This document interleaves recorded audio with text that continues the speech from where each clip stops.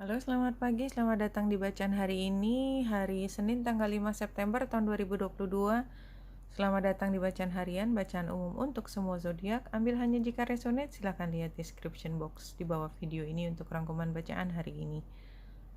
Hari ini kalau kita lihat chart astrologi, bulan sudah ada di 1 derajat 45 menit Capricorn dan membuat trine dengan Venus di 0 derajat 2 menit Virgo.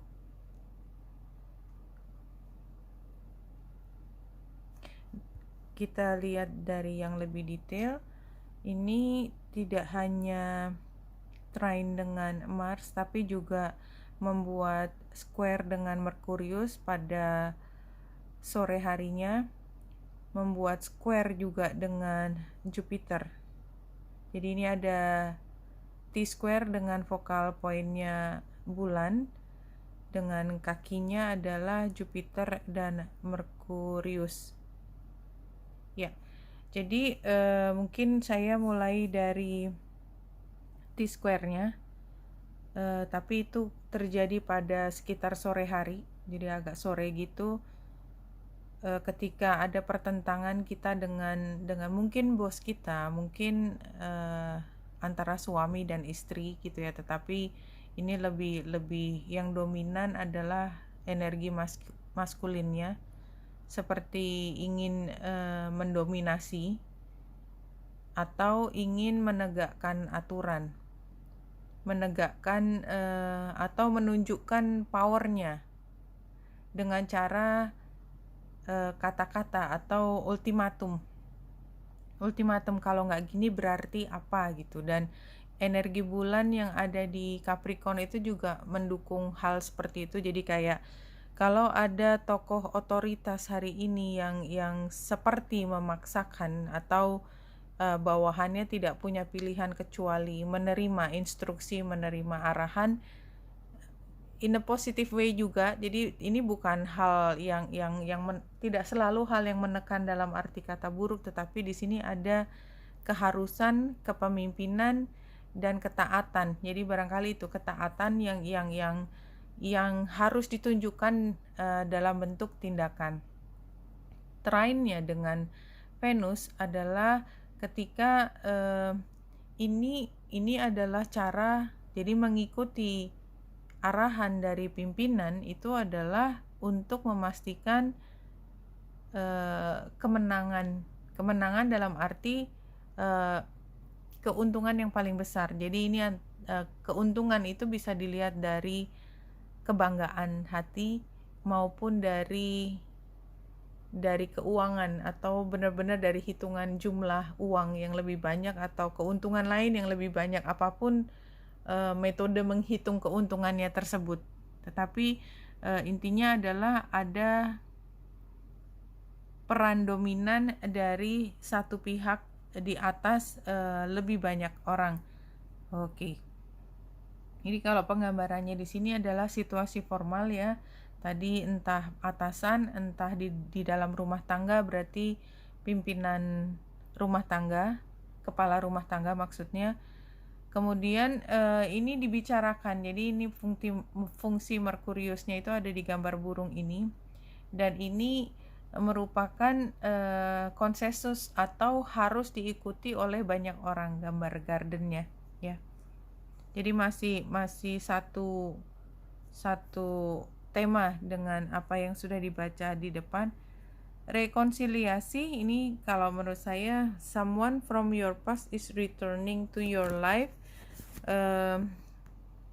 Saya ambil ini sebagai mentahnya saja. Barangkali memang ada seseorang dari masa lalu yang kontak lagi dengan kita, entah dalam kondisi yang ringan, artinya komunikasi, saling menyapa, silaturahmi, atau mungkin ada hal yang lebih berat daripada itu. Bisa tidak langsung terjadi hari ini, tapi komunikasinya ada kemungkinan mulai terjadi pada hari ini. Rekonsiliasi, kembali lagi ini penggambarannya kan memang bisa benar-benar yang sifatnya pertemanan, enteng, ringan aja. Terus ada juga yang kayaknya memang harus memerlukan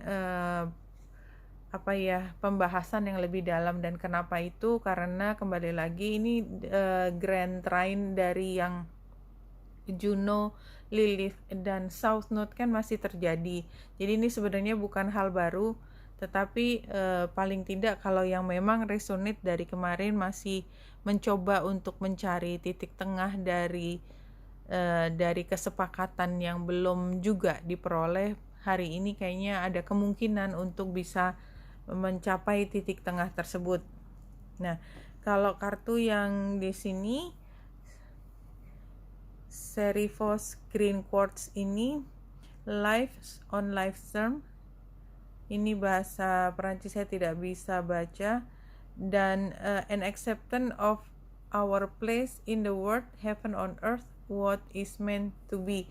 Jadi selama kita manusia, kita mengalami berbagai when we will face times when the only choice is to accept life on its own, but in that acceptance lies the most precious treasures. Jadi kalau kartu Serifos Green Quartz ini kadang-kadang kita kayak dipaksa untuk menerima sesuatu, misalnya kejadian force major atau something. Mudah-mudahan bukan hal yang negatif ya, tetapi kalau kita udah ditakdirkan ketemu ya ketemu, kita ditakdirkan untuk berpisah ya berpisah. Intinya kan seperti itu. Dalam kehidupan kita kadang-kadang kita memang tidak bisa menolak apa yang menjadi takdir. Kalau saya sih melihatnya seperti ini. Artinya ketika kita mengambil keyakinan bahwa kalau memang harus terjadi itu kan sebenarnya buat kita lebih cepat menerima dan tidak bisa move on ke langkah yang berikutnya. Kalau 3 kartu di sini, pertama adalah fairy spotting. Fairy spotting itu adalah saat kita mencari isyarat, mencari pertanda dari misalnya doa kita atau dari harapan kita. Jadi kadang-kadang kita punya pengharapan tertentu kan, kayak misalnya kita berharap seseorang datang pada jam tertentu. Kita nggak sengaja mata kita kan berada di pintu terus, walaupun orang yang masuk itu bukan orang yang kita harapkan, tapi kayak setiap ada orang lewat kita ngeliat gitu kan. Seperti itu fairy spotting. Jadi ini juga termasuk mencari pertanda bahwa doa kita sudah dikabulkan gitu ya. Pure intention ini adalah ketika kita meminta sesuatu atau kita melakukan semua itu dengan ketulusan hati dan tanpa ada agenda tersembunyi. Kalau kita membantu ya membantu, titik, udah tidak ada kita berharap dia melakukan apa untuk kita kemudian hari, enggak. Jadi benar-benar kalau kita melakukan kebaikan atau memberikan sumbangan, memberikan sedekah, itu kan yang kita harapkan sepenuhnya adalah keberkahan dan balasan dari Yang Maha Kuasa, something like that. Pure intention itu seperti itu. Jadi kayak kita kan ini kan kita sudah pernah berdoa, meminta gitu ya, meminta, dan kita menunggu jawaban, tanda petik ya, jawabannya adalah pertanda yang kita juga nggak tahu apa pertandanya. Dan ini hari ini kayaknya tadi kan rekonsiliasi, dan mungkin juga sebagian ini kayaknya ada informasi tentang kita bisa melakukan perjalanan tertentu, bisa harfiah perjalanan fisik, bisa juga memang kayak kita dikasih jalan untuk misalnya belajar sesuatu, atau kita masuk di dalam satu organisasi tertentu atau dari pekerjaan tertentu yang membuka jalan untuk pengalaman baru di depan yang berbeda dari pengalaman masa lalu.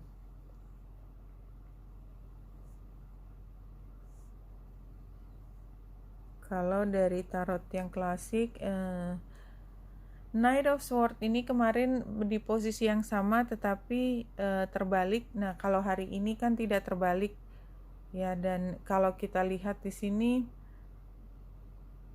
ini kartunya agak tricky, saya lihat yang di belakang aja.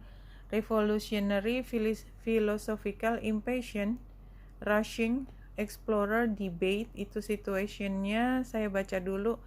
Challenge-nya adalah loss, sorrow, betrayal. Advice-nya withdrawal, daydreaming. Outcome-nya adalah emotionally hardened. Oke. Jadi kita seperti hari ini, saya pikir ini fungsi dari Merkurius tadi ya, Merkurius yang square dengan bulan. Iya. Jadi kan kita ingin mengatakan sesuatu, kita ingin dominan. Kalaupun ada orang lain yang butuh dominan, kita juga tidak dengan mudah gitu menyerah atau sukarela langsung mengikuti, enggak. Jadi kayaknya kita memang butuh untuk minimal bertanya lebih lanjut. Jadi maksudnya apa, detailnya gimana gitu. Dan itu nggak harus selalu yang mempertanyakan, tapi benar-benar bertanya detail gitu. Nah, challenge-nya ini adalah sorrow. Jadi kayaknya memang situasinya adalah kita tidak sepenuhnya menyukai instruksi yang datang. Entah mungkin ini adalah perintah yang relatif kita mencoba untuk menghindar, atau kita tidak terlalu mengerti arahannya, tetapi kenapa kita harus mengerjakan gitu ya. Karena di sini sarannya adalah memang kita perlu bertanya deh, indifference deh. Jadi kalau menurut saya, karena sepertinya instruksinya itu kayak berlawanan dengan kata hati or something like that. Sarannya adalah ya kita memang perlu mempertanyakan, dan ini hasil akhirnya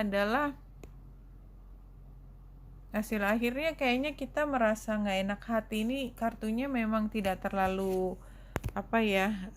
smooth gitu ya. Saya merasa bahwa hari ini tuh kita pengen argumen karena kita nggak suka dikasih perintah ini, atau kita sebenarnya udah berusaha menghindar, dan ketika tetap dikasih perintah ini, memang sarannya kalau memang kita disuruh nyemplung ke jurang, intinya kan seperti itu. Kalau kita merasa dari awal gitu, ini mah perintah nyemplung ke jurang gitu ya.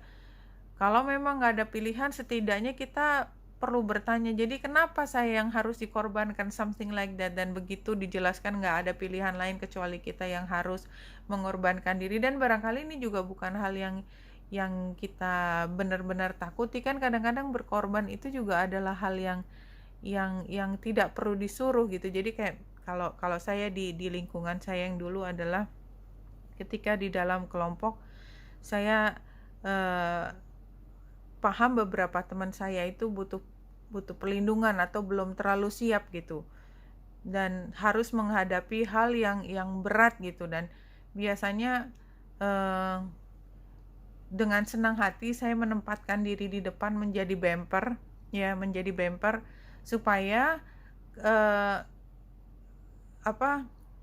kayak blow pertamanya itu udah tahu gitu, dan saya merasa lebih siap gitu, sehingga next stepnya kita bisa ambil orang kedua yang bisa punya spesialisasi tertentu, something like that. Sorry, saya mungkin omongnya nggak terlalu jelas, tapi intinya adalah kadang-kadang kita berani mengorbankan diri untuk misi yang lebih tinggi daripada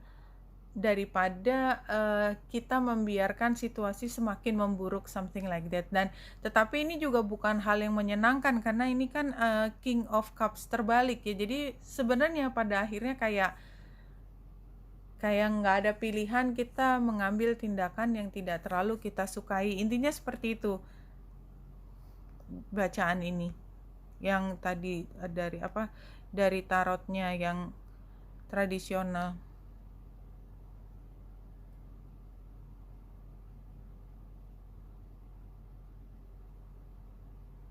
Your destiny is to be happy, to be joyful, to find your way home again.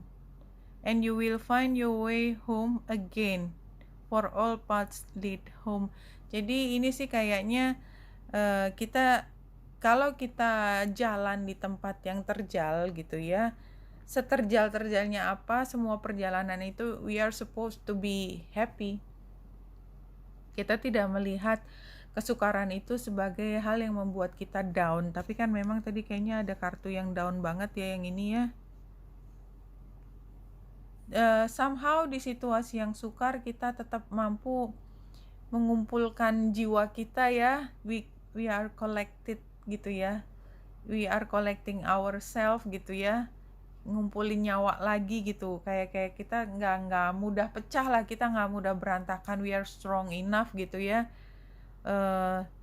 Karena apapun yang kita lalui, sesukar apapun, kita selalu menemukan bahwa ini memang adalah satu peristiwa yang kita harus hadapi dengan berani, dan setelah kita lewati ya memang kita mungkin ada tugas belajar, tanda petik tugasnya itu ya, tugas perkembangan, tugas belajar supaya kita sampai pada kompetensi tertentu. Itu kalau kalimat pembelajarannya, tetapi intinya kalau kita mampu sampai kemampuan yang lebih tinggi daripada yang sebelumnya, maka kita harus berani untuk mengambil resiko,